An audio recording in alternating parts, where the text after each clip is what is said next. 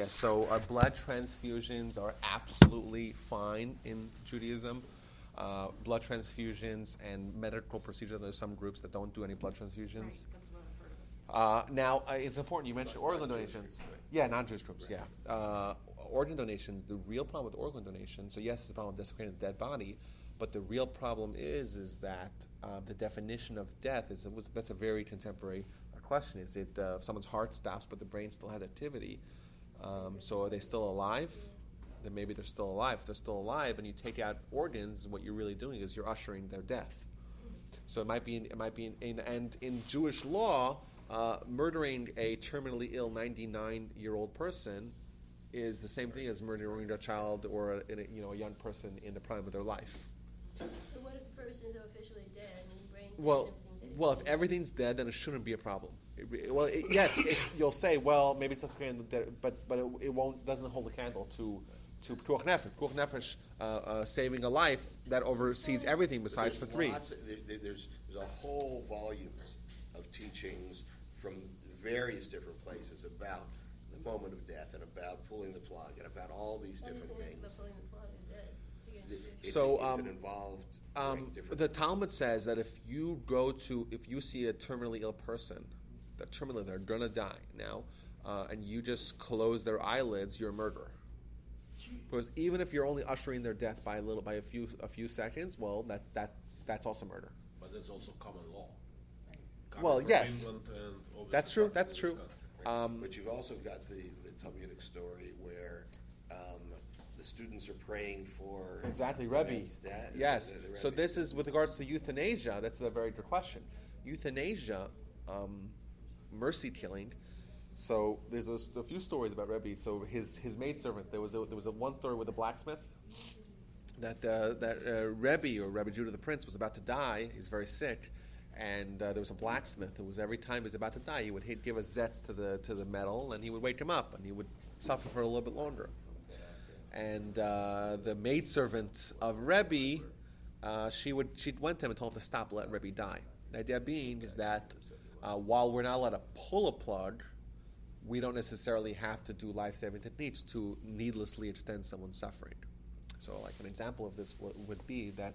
Back in the day, they used to have, not the oxygen just comes through the wall, but they used to have tanks of oxygen for patients that they were on life support. You have to replace the tanks. So you don't need to replace it. So you may not let it pull out the oxygen, but if the tank just finishes on its own, you don't need to actively What about resuscitation? Same thing? Yes, there's a DNR. DNR in halacha is a big question, but I know my grandfather did DNR, so you don't need to needlessly extend someone's suffering.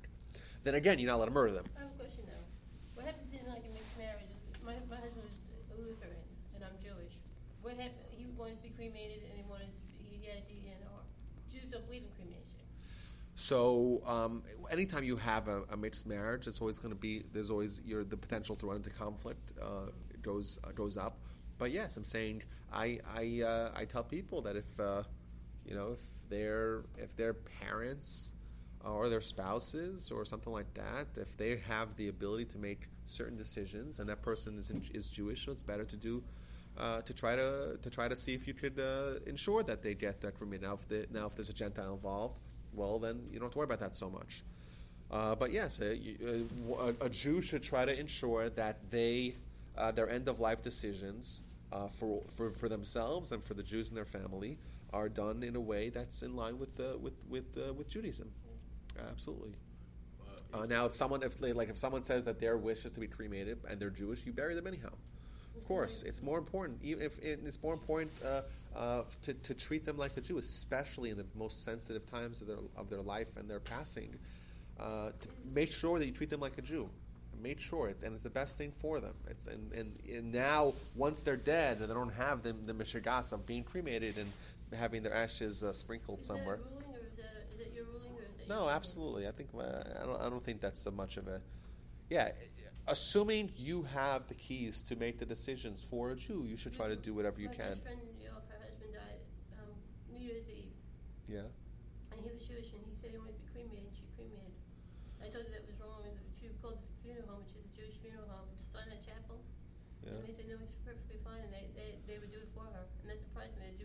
Yeah, and also usually with regards to end of life, like if you're here in Houston, the Chevra Kadisha, it's kind of a team effort. There's really no factionalism or sectarianism in in matters of end of life, and that's a very good thing. Like everyone works together.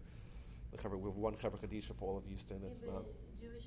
Yeah, and that's I think that's a good thing that when people are dying, it's a good thing that we don't just have 1,000 different ways of treating them. We just do it the way we've been doing it for years, and it's a nice show of unity at a very sensitive time. It's a show of unity amongst the community that we're able to agree in how we treat people at the end of life. Absolutely. If I can segue to the previous topic. Yes. Resuscitate or terminal. What about suicide? Well, Maimonides writes that someone commits suicide is a murderer.